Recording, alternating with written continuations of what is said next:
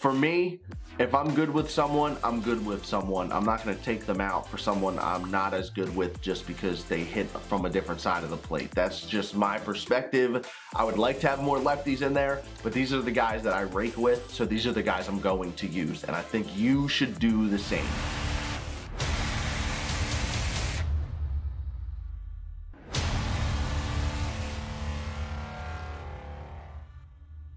If you guys would like to see a video gameplay with this team, smash that thumbs up down below. All right, so we're making a lot of changes around here. This is gonna be a total team update. We're gonna go through my entire collection. I'm gonna give you guys 2 or 3 guys at every single position that I mix in and out depending on inside edge. This team that you're looking at on the screen right now is the team I'm gonna be playing with live on Twitch tonight. The link to that is in the description. Go send me a follow. Man, I got a Ron John Surf Shop t-shirt on. I like it. But there are a couple changes I do make based off inside edge on a day-to-day basis. So we're gonna go through my whole collection and check it out. But before we do that, I'm gonna give you guys a channel update along with this team update because we're mixing some things up. I have spent the last week or so really just revamping my whole setup, making some investments into this channel and into the Twitch channel. We have upgraded the audio on the channel. We have upgraded our camera situation on this channel, and our schedule is gonna change a little bit. MLB Pack Squads is still coming out Monday, Wednesday, Saturday at 7, and NHL Pack Squads is still coming out on Tuesday, Friday at 7. But the knockout episodes, the pack and plays, the weekend pack openings, all that stuff is kind of going to be random from here on out. I've spent the last couple of days grinding out events, Battle Royale, working the market.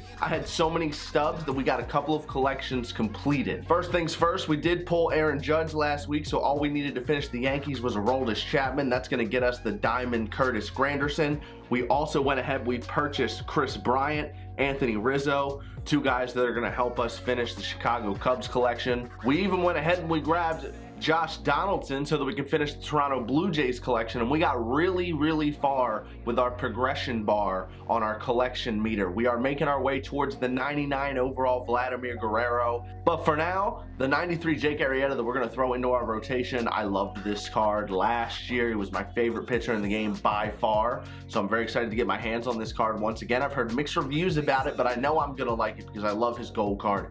The stats on this dude are insane. Guys, I'm going to be live on Twitch tonight, probably around like 10. I'm doing 10 Eastern, that is, so 10 o'clock Eastern, 7 o'clock Pacific. A little bit of a later stream, I know, but I'm doing some collabs tonight, getting some videos done for you guys for this week so that we can have some content for the entire week. But I'm going to be streaming late, man.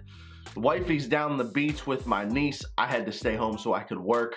So I got the house to myself today. I'm gonna be streaming pretty late. Make sure you come hang out. Again, the link is in the description. I'll also pin it on the top comment down below. So we're gonna go ahead and deep dive into our collection now and talk about some guys. Our rotation right now is Arrieta, Sale. We have the 88 Felix Hernandez, the Noah Syndergaard card, and then Ohtani is my 5th starter. I know, you're like, why? You have like 19 diamonds. Why is Ohtani in your rotation?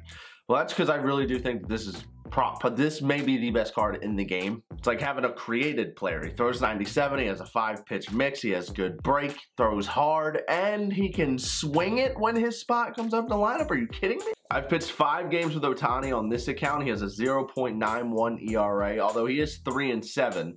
I don't even see how that's possible. How is he 3-7 in 5 games? It doesn't even make any sense. But I know his stats on the Pack Squad account are even better. I'm not a big Kershaw guy on the game. I do like Jacob deGrom. If I was gonna take Ohtani out, that's probably who would go in. I like Severino's stuff, but I just don't pitch good with him. And Bumgarner's another guy. I'm just not a huge fan of him on the game. Our pen right now, I have Osuna, Kenley Jansen, Chad Green, and Wade Davis. I like Wade Davis a lot this year because he has that sinker cutter combo that you can use. But those are our 4 righties, and then we have Josh Hader, who I think is going to be diamond soon, and Andrew Miller is the best lefty in this game, in my opinion. That's just me. And our new created player, I'm gonna start using this card out of the pen.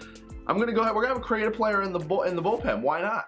Dirty Dan is gonna be our lefty out of the pen. I'm slowly but surely gonna upgrade that card in the pen. I'm not big on doing the whole creative player grind for my lineup. I'll do it for the pack squads account. I'm definitely not doing it twice. So we're just going to casually use this card out of the bullpen and let it get better and better as we go. The lineup, right now I have it set up for Mookie Betts, Aaron Judge, Arenado, Chase Utley, Giancarlo Stanton, Freddie Freeman, Troy Tulowitzki, Gary Sanchez. I really would like to have another lefty, maybe a switch hitter in here. When Nolan Arenado has a negative inside edge, I usually put Jose Ramirez in.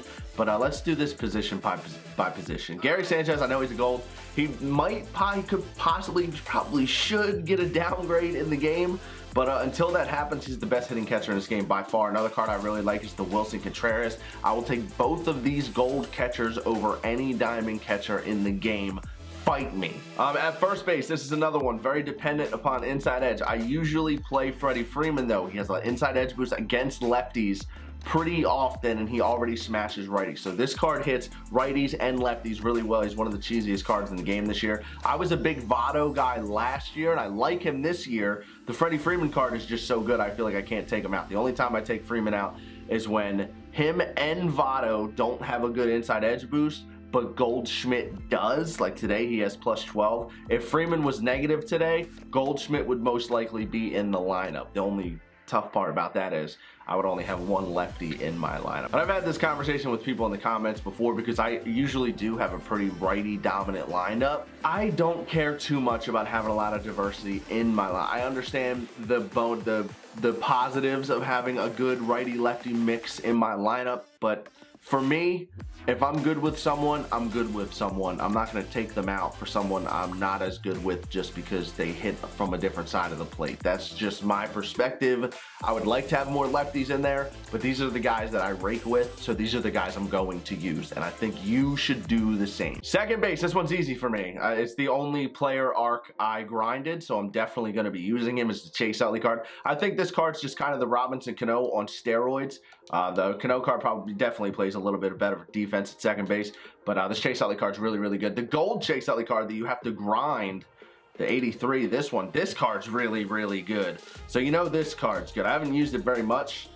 2 games. He is 2-for-7 for me, but yeah, we're using that card 150%. If I was gonna use a righty at second base, for anyone who's curious, it would still be Brian Dozier. Even though they nerfed his power versus righties, that would be my dude. Javi Baez, the guy I've been using lately too. Solid stuff, but we're definitely using Chase Utley at second base for now. Third base, Nolan Arenado, 99% of the time is starting for me, but when he has a negative inside edge boost, I do throw Jose Ramirez in there just to get a little bit of just switch hitter. Like I was saying before, sometimes it's nice to have something different. So if I'm not going to use Arenado, I'm going to use the switch hitter Jose Ramirez, who I think is going to get a power upgrade. I think he's going to be pushing 90 overall soon, I think. He's one of those diamonds that needs to come up. He needs more than that in the power department. I get it. He's a small guy in stature. He's 5'9". We don't expect him to have a lot of power, but the bottom line is he's smashing baseballs out of the park. And even when he's not hitting them out of the park, everything's high exit velocity. He hits everything hard. The power needs to come up, man. Shortstop, Troy Tulowitzki, of course. This is another card that you get for grinding through the collections. We've had him for a little bit now. Outside of the fact that he just destroys the ball, his arm at shortstop is impeccable. Having a diamond fielder at shortstop who hits like this. Right now, I would say Tulo, Manny Machado, whichever one you prefer offensively, they're the 2 best shortstops in the game for me. And my outfield, I almost always have JD Martinez in there, and I might put him in there anyway because he's only -1 today. But we're going to play Stanton in left. He's +8 against lefties. And then we're going to go Stanton in left. We're doing Judge in right field and Mookie Betts in center. For a while there, I was doing Charlie Blackmon in center field with Dale Murphy as his platoon. But I've been hitting the ball really well with Mookie Betts, so I made that change over to Mookie, who's another card who I think he's a diamond hitter who could probably get an upgrade to his power. I'm just saying. I also think he's faster than a 73, but who am I? Bench right now, I have the 86 Adrian Gonzalez. We use him and Joey Votto as pinch hitters against righties. So Votto has that +11 right now, so you can use him against, again, Goldschmidt. I plug him in at first a lot, so why not have him on the bench? JD Martinez rakes, and of course, going to be making his debut tonight is the Justin Upton that you got for completing the last event, the Phenom event.